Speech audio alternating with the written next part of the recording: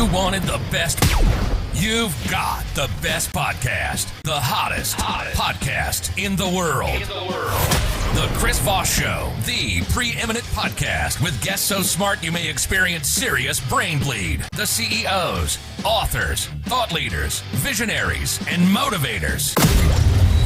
Get ready. Strap yourself in. Keep your hands, arms, and legs inside the vehicle at all times, because you're about to go on a monster education roller coaster with your brain. Now, here's your host, Chris Voss. Hi, folks. This is Voss here from the ChrisVossShow.com, the ChrisVossShow.com. Welcome to the big tent, the big circus tent of podcasting in the sky. I don't know what that means because we don't have elephants, lions, and tigers or bears. Well, welcome to the big show, my family and friends. We certainly appreciate you guys being here. As always, we have an amazing author and brilliant mind on the show, so we'll be getting to him in a second, and some of the things he's working on in leadership, et cetera, some of the children's books he's written as well. In the meantime, as always, the Chris Voss Show isn't quite an MLM, but we do require you to have 5 people in your downline. No, I'm just kidding. We don't do that. But please reach out to your family and friends and, mail them a postcard that says, hey, have you subscribed yet to the Chris Voss Show? Tell them to go to youtube.com/Chris Voss, go to goodreads.com/Chris Voss, go to our big LinkedIn group, LinkedIn newsletter over there is killing it, the big LinkedIn stuff we're doing. We just booked the second billionaire we've ever had on the show today, so watch for that. They'll be, I think, here next week. We'll be talking to billionaires, and I think we just might make the show all just billionaires from here on out. So this guest might be the last normal guest on the show. No, that's not going to happen. We're not going to be that way. Anyway, guys, one tip of the news that I thought was kind of interesting. Meta, if you're familiar with Meta, which is otherwise known as Facebook, one of their vice presidents told the staff to make the metaverse so obviously successful that his dad stops calling him every week to ask about it. Wow, that's some pressure right there. Basically, he's just telling his staff, please make the metaverse stop sucking.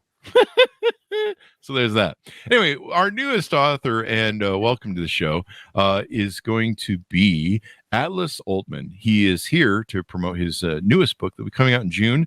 It's Rule of 3, How Elite Leaders Win. And this is one of several books that he has. We'll be talking to him about his amazing book, his life, what sort of things he did in the White House, et cetera, et cetera. Atlas Aultman has successfully led military and technology teams in the White House, special operations, and combat zones since joining the Air Force in 1995.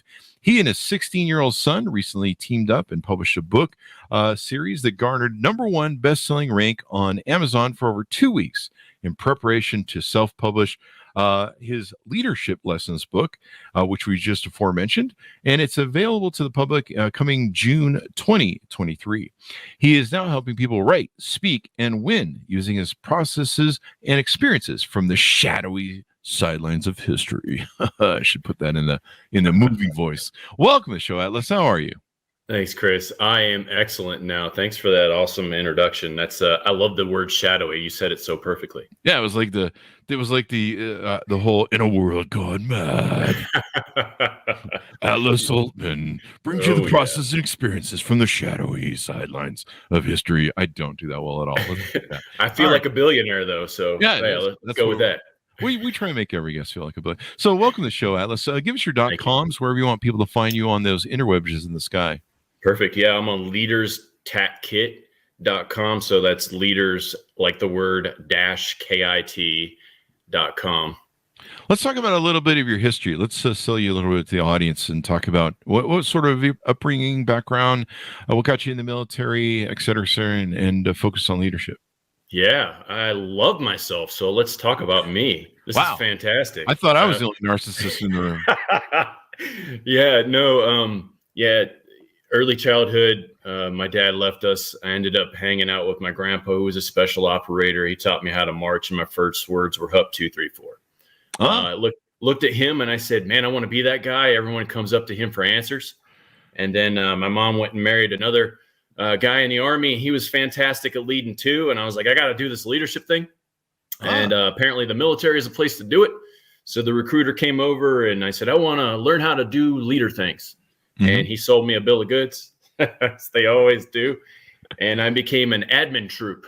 And I sat next to commanders, and apparently I did that really well. And that was before email was a thing. So I used to print out a lot of emails.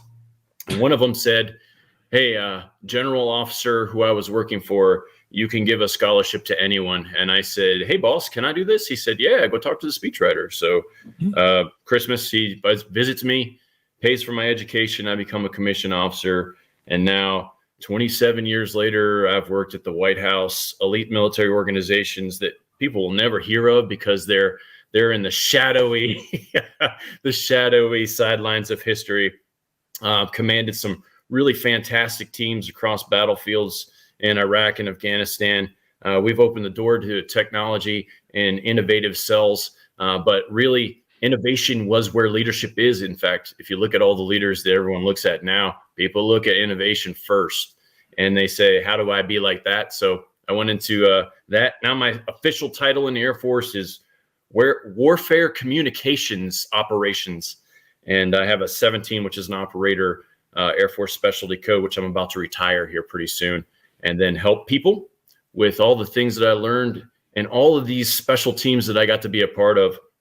And in Afghanistan, I punched the ticket. I was the director of special operations, and President Trump at the time said, hey, we're leaving. And I said, guys, I think we're serious. And the Air Force made an offer. They said, how about you stay in, we'll send you to Phoenix. I said, man, you know me too well. It's been too long. So now I'm in Phoenix, and I'm serving out that couple of years that they're letting me do before I go help. So there you go. And you served in the Obama administration. I did. There you go. 2 years there at the end, first term, where I was advancing him, which means I was going before him and making the White House appear before him and his staff and Secret Service and all those people. Nice.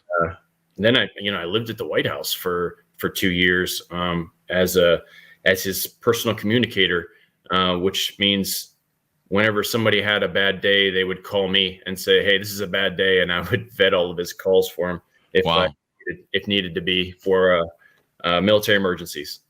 Wow. Gig. It's a good gig. I suppose that's pretty necessary for, what goes on in the world and all the confrontations, military, chances for something to escalate and turn into World War III. So you got to have definitely a handle on that. Yeah, it was phenomenal to be there. The team was amazing too. I mean, I can't say enough good things, but he's always the president, whether he's sleeping or whether he's in the Oval. So somebody's always got to be there. It's a hell of a job. You look at how much toll it takes. I think Obama did some jokes about how old he looked. I think it was the national press thing, about the difference in age and stuff. And I mean, the stuff you have to worry about and the weight of the world. I mean, I run small businesses and, had 100 plus employees. That weighs on you. I'm like, well, what is it like when you're the leader of the whole world? So let's get into, how you've transposed a lot of that. I was going to tell the joke too. You went from Afghanistan to Phoenix. So you just went from one hell desert to another. No shame. No, it's gorgeous here. You should come visit. It's a beautiful place, but it's hotter than hell. And I say that because I live in Vegas. Right. I feel your pain, except about 10 degrees less. So let's see. Let's touch on the first book that you put out, I believe, with your son, the Fox book. Let's give that a plug. Okay. Yeah. So my son looks at me. He's 15 at the time, and he goes, Dad, I'm going to be driving soon. How do I make money? And I was like, write a book, dude. And he's like, let's do that. And I'm like, what are you talking about? He's like, we should write a book. Yeah. And I'm like, I don't speak French. What is this we word you're using? So I was like, you write a book, I'll write a book. We'll see who's better. And we go after it. And he brings me the book and he goes, Dad, seriously, how do I make money? And I said, you need to get one of those clown suits and some good makeup and figure out how to do the balloon animal thing. And then that or just join the circus. He's like, your book is good. Let's go with that. So we got an illustrator and we published the book, and I went through the process because I'm getting ready to do that anyways. Pulled my book back from a couple very well-known places because Dave Goggins was like, don't let anybody publish your book. And he's right. They own a lot of your information when somebody else publishes your book. So I wanted to give it a plug, did it with the kids' book. next day we're on the best-selling list on Amazon. And my son at 15 is the editor of a best-selling book. I was like, dude, your resume is golden. Like, you could pick your job. Let's go. Mm-hmm. And he's like, I don't feel any different. And I still don't have any money. I'm like, fair enough. You know, I really wish I would have started writing books earlier in my life and career. I actually tried to write one earlier, about 10 years earlier than I did. And it got rejected, of course, by all the book sellers. And back then there really wasn't the whole Amazon thing. But you know, I wish I'd done it sooner. I could have wrote you so many books during my business career. There's at least 4 books in me of just employee stories alone, of like all the crazy, you know, I come home every day and tell my girlfriends, you know, you won't believe what this employee did today. It was a never-ending adventure of stories. Like, and so I wish I'd written more. In fact, when I wrote my book, a lot of my memory had faded, and it took a while for stuff to come back. And fortunately, a lot of stuff came back. But you know, it's one of those things. And so I think someday he's going to thank you for getting him started early. And in the book, and what's the title of the book? Let's give that a plug out so people can order it on Amazon. That first book is called The Fox in the Box. Mm-hmm. I got a little Sheba that looks like a fox, and she stopped and looked at an Amazon box. That's where the title came from. There you go. And then I was like, what am I going to write about? So I took parts of my book and I whittled it down to where kids could talk to their parents, and their parents could bring home stories like you just talked about, mm-hmm. and talk to them at a kid's level.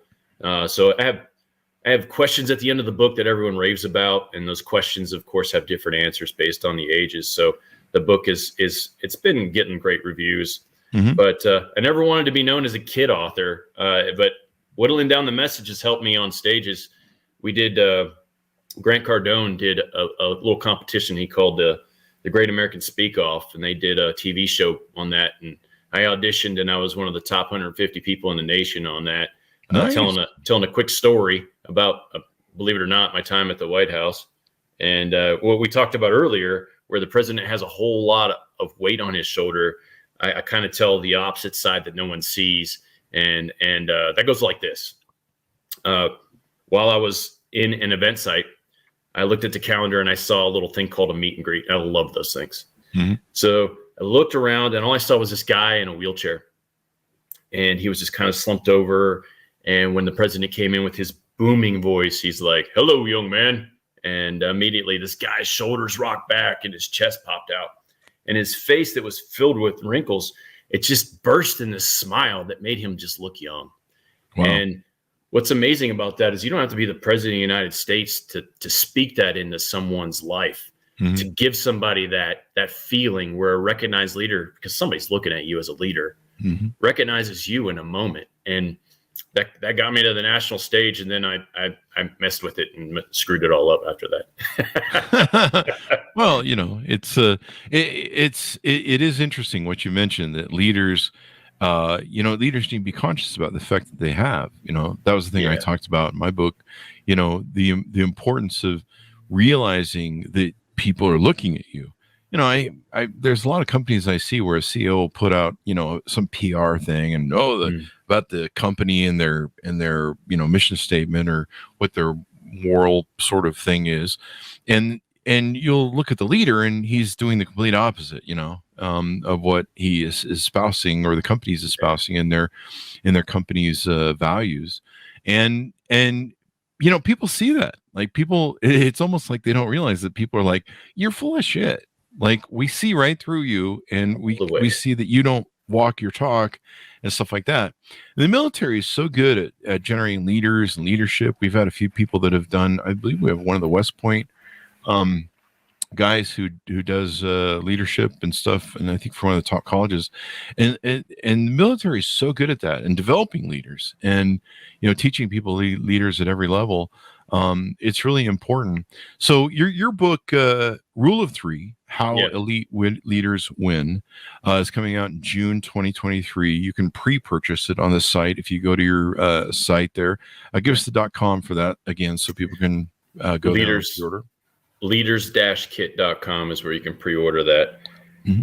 And why did you title the book Rule of Three? What's the impact of that? Yeah, so psychology, right? And you know all about this. Psychology tells us why people don't do things. And what I've noticed is whenever you give more than 3 things to people, they dump it all usually, and they can't handle it. So the 3 things for leaders, as I started to go through I'm a student of awesomeness, and now I like to be a professor of awesomeness. What I do anytime I see something that's awesome is I write it down. Like, you can't grab traction without friction. I'm like, write that down. That's a fantastic. I love it when somebody says stuff like that. So I took this giant stack of notebooks when I was going to retire, and I had, no family in Afghanistan. So I started looking at all these things and highlighting what it was. And I found 3 things that elite leaders do. And when I'm talking elite leaders, my career looks like multiple 4 stars, multiple 3 stars, people who are commanding in combat, the president of the United States, special operators at every elite team that you can probably think of that have invited me out to be a part of their team to make it better. And so I got to see a lot of angles of leadership, and these 3 things stuck out to me. The first one is people. People are the priority. And so the people aspect gets overlooked all the time. The second thing is time and how you manage it. And the third thing is money. But this is how we do it. This is wrong, but this is how we do it. So whenever you're given a leadership task or a problem, you ask, how much is it going to cost? How much time is that going to take? And then you look at who's going to do it. When you flip the script, you get how elite leaders win every time. Who's going to do it? And then they tell you how much time and money it's going to take. And that's the winning formula. It's a W. Look at that. Throwing a W up on the screen because it's a win every time. And it's amazing that we don't do it like that, but that's the book summarized. Yeah. A lot of stuff is, especially from a toolbox aspect, is fairly simple. Like I always had, a toolbox that I always go to, very, very simple techniques, especially if I had gotten off track. Coach, is it Knowlton? His one thing, go back to the basics and stuff.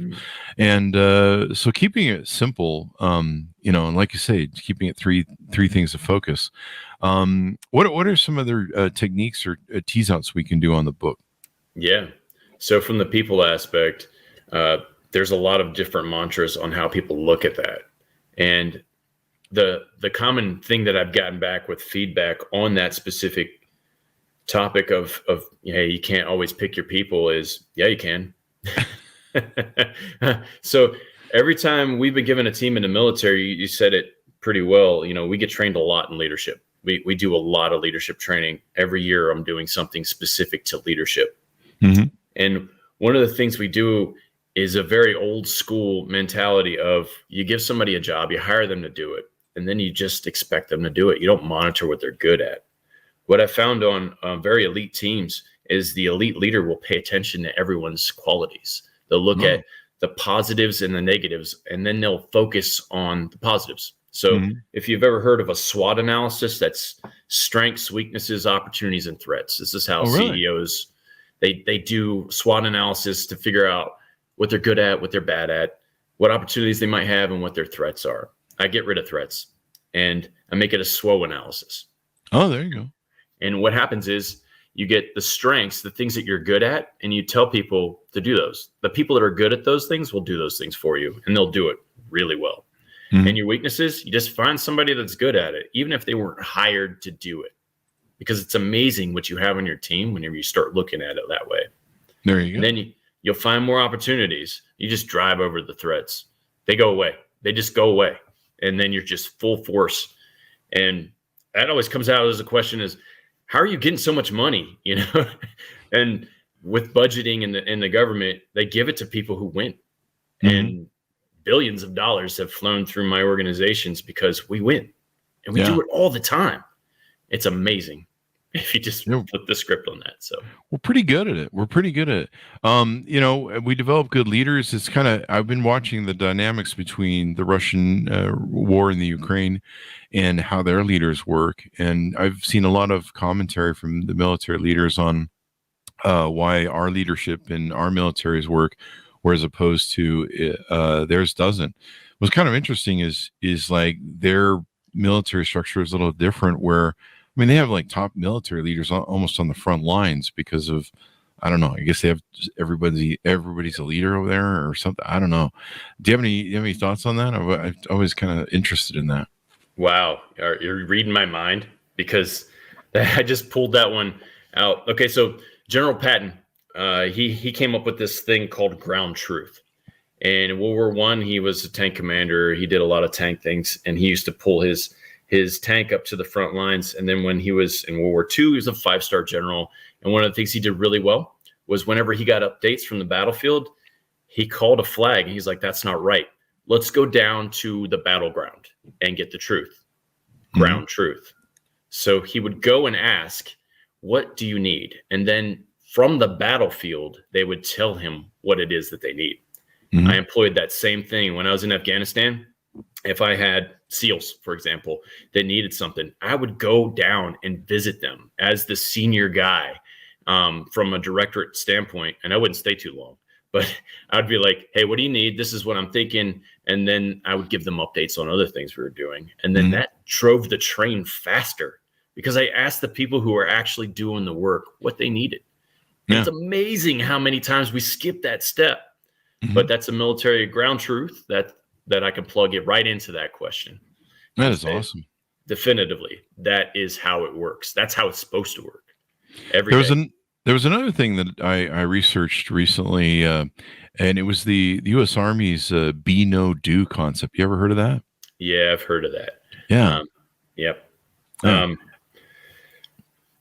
the Army changes their constructs a lot. And there's a lot of leaders that have been in for a long time. Andrew Stedman, good friend of mine, worked at the White House with me. He has a website called The Military Leader, and he posts things like that out there where he'll review some of the things that have gone in the past and then put them into the current Army structures. And I love following that stuff. I just love it because it's amazing how you can pull excellence together whenever you know where we've come from and what we're doing. Yeah, I mean the amount of work we put into building great leaders, and I think doesn't one of the successes for our military in the U.S. Is because leaders, we teach everyone kind of how to be a leader for the most part, and like units can basically do their own thing. I mean they clearly don't go against orders, but they can make decisions in an extreme environment where maybe somebody has to take over and step in a crisis situation. Yeah, we did a lot of that when I was in command. The last time, all the organizations that I've been a part of, the Air Force have won major awards. All the commanders that I advise now are the top in the command right now. Wow. And so, like, whenever you're starting to look at leadership and what works, everyone has a different cycle. So putting a label on how that works is definitely dangerous. But what I have seen is whenever you can pull somebody's strengths out and put them on a team of other leaders, they'll start to move forward. And in my situation, I had a great command team. My last command, we won best in the Department of Defense. That's all the branches of service for one of our facilities. And we started rolling out some things that weren't in the books, black and white. We just made the rules and said, okay, is this good? Because if it is, we're going to keep doing it because it's working. And if it's not, give us some guidance. But we're not just going to sit around on our hands because this is a problem and it affects operations. And yeah, we empowered commanders to do that. I empower commanders to do that right now. Whenever they see a problem, let's fix it. And then what is somebody going to do? Come slap your hand for fixing a problem? No, that never happens. You fixed that wrong. That only happens when I work in like big corporations and stuff. People are like, why'd you fix that? You didn't stay within the confines of your job. That's right. But when you're in the battlefield, I mean, you're in sometimes a very alive arena. I don't know if that's the right term, but you're in a combat arena. You're under the threat of death, war, assault, attack. And then sometimes you're defending your attack. There's a lot of leadership skills that go into that. And how does a lot of that translate to business, do you find, when you consult with businesses and companies? Yeah, that is a fantastic question that I'm going to answer right now. Did I delay that good enough? Or yeah, I'd like your setup on the stall for that one. Yeah, good. No, So the last time we had the threat of an enemy force coming upon one of our installations, I went out and I talked to everyone that was on the installation about their specific part if that were to happen. Now, we got attacked a lot. Just like anytime you're in war, you're expecting to be ready and happen to do whatever it is that is needed. But it's better if you communicate. So if you have a plan and you go through it and then you exercise that becomes training. And training cycles are now something that are a dirty word because, you have company training, you have corporate training, you have all this mandatory training. But it doesn't necessarily need to be dirty. It can be helpful when it's applied correctly to a specific situation. So when we were in Afghanistan, I went through and I hit everyone up on my team, all the leaders. I said, what are you doing? And then I was like, okay, show me. And then they did the cycle. And then if we were to be attacked, I felt really good about that. And when we were attacked, everybody did what they were supposed to because we did the training cycle. It's like practicing dialing 911 with your kid, right? Whenever something bad happens, they're going to call 911 because they already know how to do it. It translates to business like that. If you've got something that needs to get done, why aren't you talking about it? And why aren't you engaging your leaders in their portion of it? And what I find whenever I consult is that is the common problem. The leaders will do it if they knew what to do, but they don't. And there's no conversation there. It's just an expectation that usually falls flat. What modes do you see where people fail as leaders? Where do you think when leader? Actually, I'm gonna throw a different. Well, let's launch that question because I already threw it out, but I think I got another one. But where do you see where in your mind where a lot of leaders fail? Yeah, a lot of leaders fail in communication. So what happens is a leader is afraid to tell the truth. Just tell the truth. If it sucks, call it like it is. They want to beat around the bush, make it pretty, and not hurt anyone's feelings if they're not an elite organization. Elite organizations know each other really well. In fact, one of the best books I usually reference is it's a little bit older now, but it's a book called The All Blacks, and it studies the rugby team, the All Blacks. And they do this thing after every game where they really get raw with each other. And they say, hey, I love you. You sucked during this play. Still love you, but you need to do better. And then everyone lays it out on the table. And they're the most winningest team in history. Oh, wow. Because of they do a little pre-ritual dance like the haka, which is fantastic. If you're into YouTubes and you like that kind of stuff, they do a fantastic little haka dance. And that's also what they're known for, but they are the winningest team in sports, any sport, everywhere. So that works. And it works in business too. It works on a battleground. It worked in the White House and it worked in special operations. That's got to be really, that's a great collective self-accountability thing to the team where you help each other, recognize maybe things you haven't had strengths on or you're weak on or you fell down on. And, it kind of helps you do well on it. One thing that's helped me is a lot of times, whether it's losing weight, writing my book or other things, is accountability teams. Yes. And so having somebody who can be like, hey, did you write today? Hey, did you eat right today? Do you eat right there, buddy? I publish a lot of my stuff with losing weight, what I'm eating and how I'm doing things and the fasting I do on Facebook.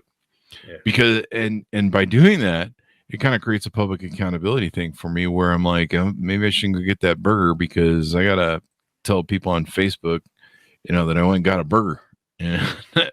So it helps keep me on the straight and narrow. It helps keep me I'm like, should I eat now? Why don't I wait a couple hours so I can brag on Facebook that I made it? It gives you that added pressure. And so I think that's really important. What do you think? Do you find a lot of leaders actively think about their leadership style, what their leadership mode is, their values? Many times in business, I ask people, what is your leadership style? What are your thoughts on how you do your leadership? And many just aren't aware. They're just like subconsciously, they've kind of learned kind of a pattern that they're utilizing. Do you find most people are aware or they've thought through it or maybe that's something that people need to do more and say, what is my leadership style? What are we trying to do here?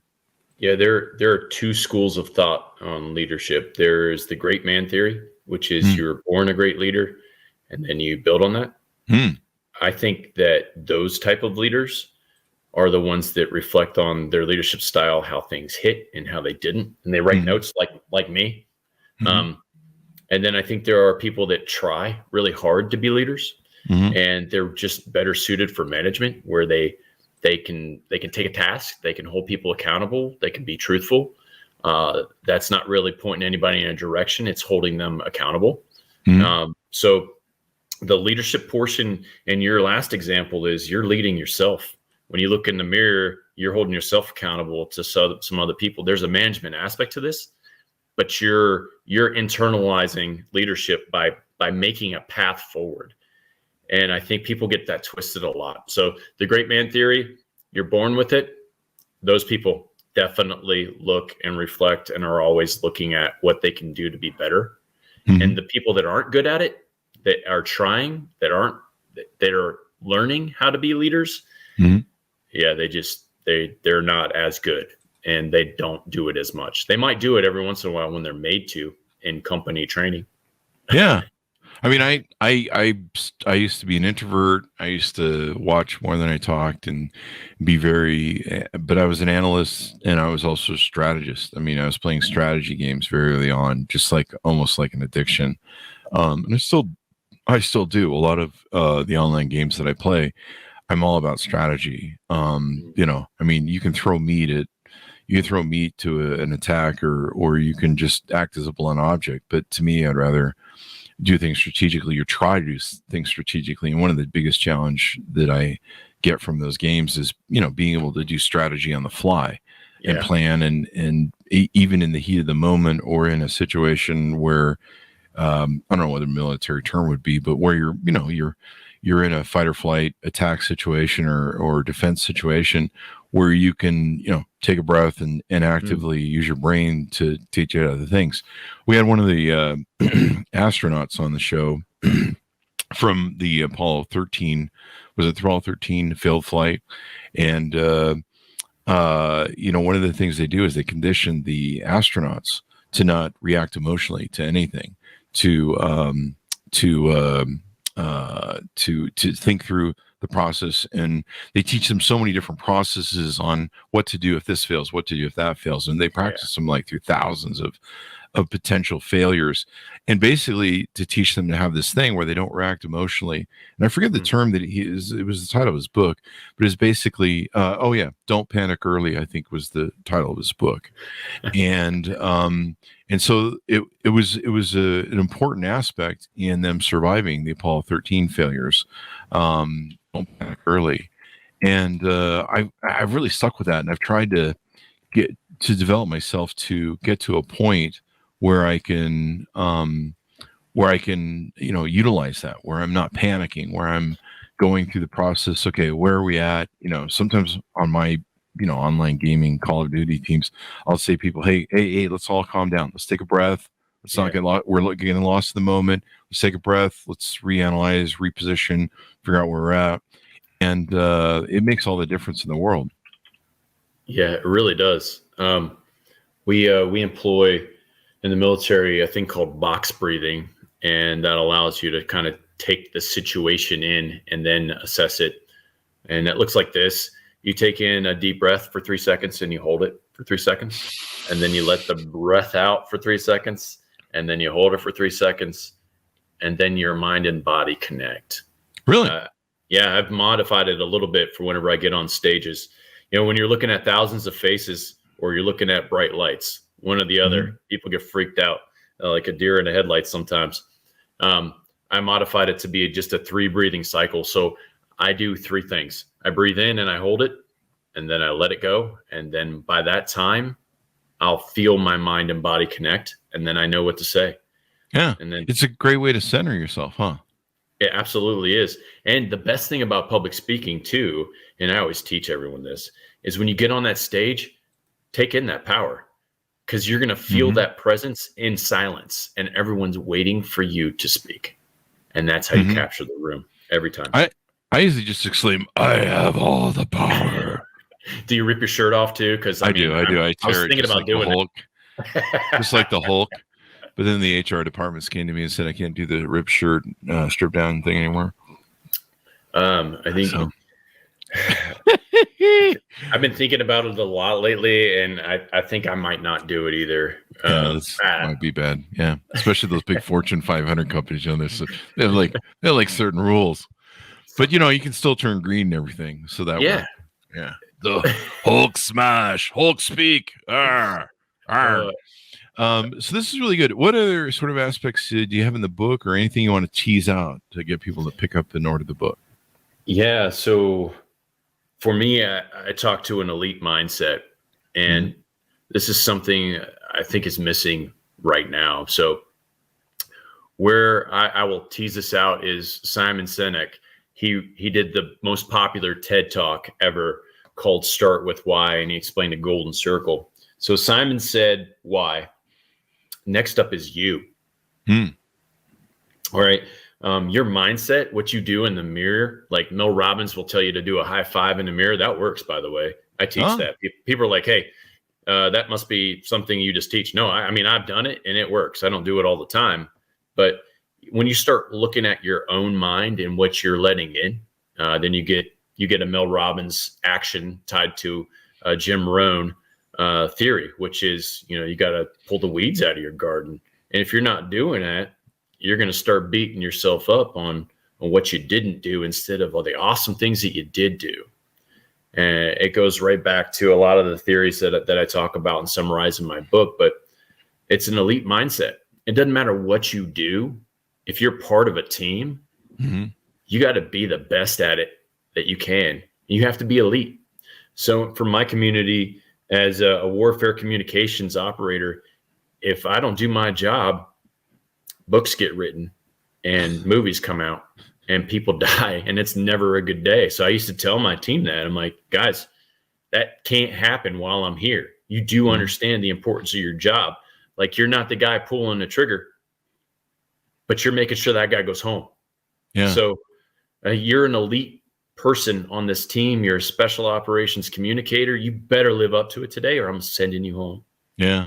I mean, life or death. I mean, this isn't my Call of Duty love. I can always recover if I have a shitty game, but in the real world, even business can be life or death. It can destroy you. It can destroy your finances, your future. It can be very destructive. And keeping a clean head, keeping the weeds out of your brain is really important, because sometimes it's just, like I said, I used to adhere to Coach, is it Noland? No, Nollington. He was the guy who was big winnings coach in college. I always forget his name. Okay. But one of his aspects was going back to basics. And I would take a feature in our business or some sort of process in our business, and I would modify it, or, I'd be like, hey, let's tweak this a little bit, and let's add a few little sparklies, and we'll try and make it do some cooler things. And, and then things would stop working. You'd screw it up. Sometimes my brain would be focused on, having a good time and enjoying all the money instead of, doing the hard work that got me there. And I'd have to go, hey, well, okay, partying's got to stop. We got to get back to basics and focus on the important stuff. And let's quit burning through the weeds, basically. Yeah. I think that is a common theme in coaching. Vince Lombardi put mastering the fundamentals on the map. That's how he explains it, but I think he stole it. Maybe I shouldn't say that on your show. There's creative swiping. Tom Peters calls it creative swiping. We creative swipe. It's not stealing. It's creative swiping. It's everybody knows we're out there. And to correct my title of the book from Fred Hayes' book, from the Apollo 13, it's never panic early, which is probably better than don't panic early. Like never, just never panic early. And it was an interesting discussion in how they're taught. And he even told me, he said the movie is, it's a little dramaed up when you see the Apollo 13 movie. He goes, we never panicked. He goes, the only time I felt a little bit of panic was when they were coming in into the atmosphere. There was some sort of issue, I think, when they were breaking the atmosphere. But other than that, he said I wasn't worried. I wasn't afraid we weren't going to make it home. We were all pretty calm and collected. And I was like, holy shit. I mean, right. I was like, this guy, I mean, you see the movie and you're just like, I'd be freak out, the first time something. I think you would think that, I don't know, there's different levels of stress. Mm-hmm. So whenever I'm getting attacked for the first time in combat, that was a different level of stress, for sure. First time I ever got shot at, that was different than being attacked because I was physically being attacked. The first time I had to put the president on the phone, different level of stress altogether. The first time I got up on stage in front of thousands, another different kind of stress. The mindsets that you go through all get quilled with more cycles. The fact that he was calm is because he practiced that. He put the cycles in to just respond instead of react, which a lot of people don't get the opportunity to do that. So yeah, if I was put in that situation, I'd be freaking out. But I know he's probably been through the cycles and he's like, this is your pilot speaking. I am operating a spacecraft right now, so that, my smooth voice is going to come. It was Coach John Wooden that I was referencing earlier. I had to pull that reference, so I got that right. Because people in the audience are like, "You're an idiot. Why can't you remember that?" No. But for some reason, I always forget his name, John Wooden.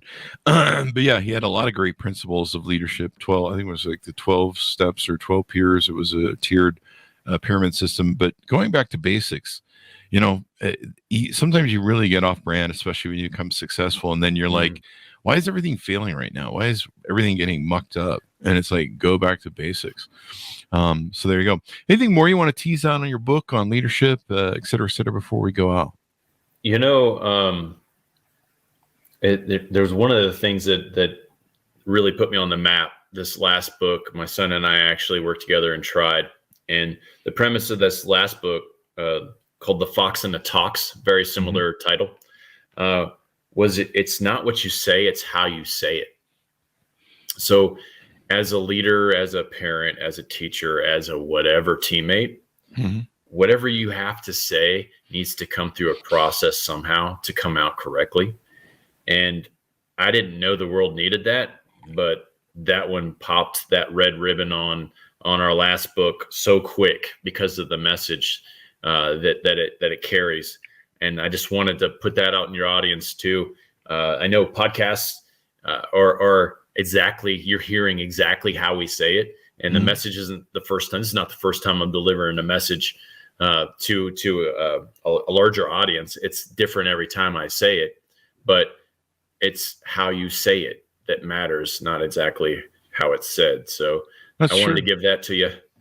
What do you think about that? Let me turn the tables. What do you think about I love that idea. There's sometimes I screw with my dogs where someone will come around and I'll start talking to them and swearing at them, but I say it in a loving tone. Swearing at them? You little blah, blah, blah, blah, blah, blah, blah.